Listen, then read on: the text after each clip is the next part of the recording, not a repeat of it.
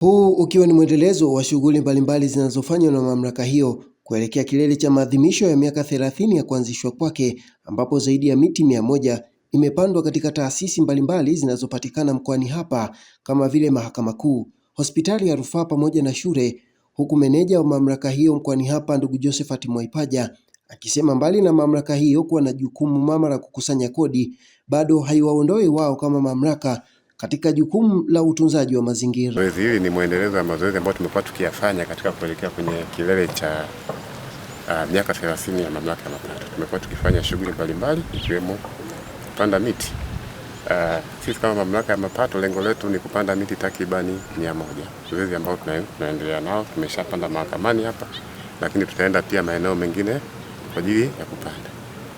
Mamlaka ya mapato, jukumu letu la msingi ni kukusanya kodi kwa niaba ya serikali kuu, lakini pia tunawajibika katika kuhakikisha tunatunza mazingira, kwa sababu tunaamini bila mazingira bora hakuna ustawi wa jamii, na jamii hiyo ndio tunayotegemea kwenye kodi. Kwa hiyo tuna wajibu kabisa kuhakikisha kabisa kwamba jamii inakuwa katika mazingira bora. Tukio la jamii ni mzuri, kama unavyoona hapa, tumekuwa na wenzetu wa mahakama, tumekuwa na wenzetu wa TFS na wadau mbalimbali. Kwa hiyo pia niendelee kuiasa jamii kama kuhakikisha kwamba inawajibika katika kuhakikisha inatunza mazingira.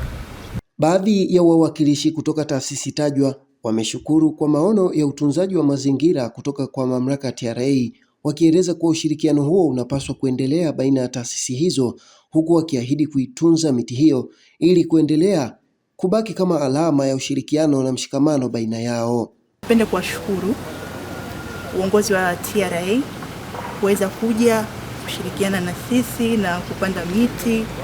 Ili ni jambo zuri, na imani mmeona hatupo nyuma, umetukuta tumeshaanza kuyahifadhi ya mazingira, kupanda baadhi ya miti, tunza majani na vitu kama hivyo. Lakini pia sambamba na hilo, ningependa kuwapongeza kwa kutimiza miaka 30 ya tangu kuanzishwa kwa taasisi kubwa kama yenu. Zoezi hili pia limeendana pia na kauli mbiu ya siku ya mazingira duniani inayosema kwamba dira 2050 tuwajibike kupiganisha Tanzania. Hivyo kila mti tuliopanda leo ni mchango wetu mkubwa katika kuhakikisha Tanzania yetu inakuwa ya kijani na salama kwa vizazi vya sasa pia na kizazi kijacho. Tunapongeza sana TRA tunapoelekea kuadhimisha siku yenu tarehe 1 mwezi wa 7. Tunawapongeza kwa jitihada zenu na mchango wenu mkubwa katika kuhakikisha Tanzania yetu inakuwa ya kijani, na pia sisi kama Hospitali ya Rufaa mkoa wa Songwe tunawashukuru sana kwa kuja kwetu na mmeungana nasi. Kitu mlichokifanya hapa ni kikubwa sana katika hospitali yetu. Tunashukuru sana na pia tunakaribisha sana.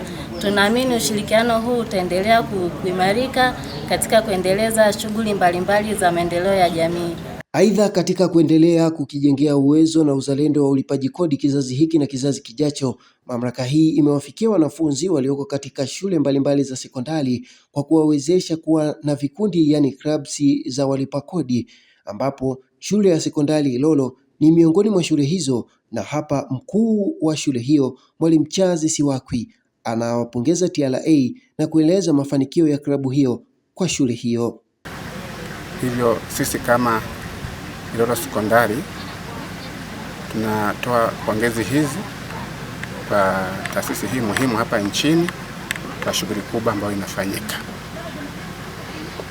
Jambo lingine ni kwamba tunashukuru pia TRA kwa kuanzisha klabu ya walipa kodi, ambayo hii klabu inawezesha wanafunzi kuwapatia elimu ya namna gani waweze kulipa kodi pale watapokuwa wamefikia hatua ya ulipaji kodi hapa nchini.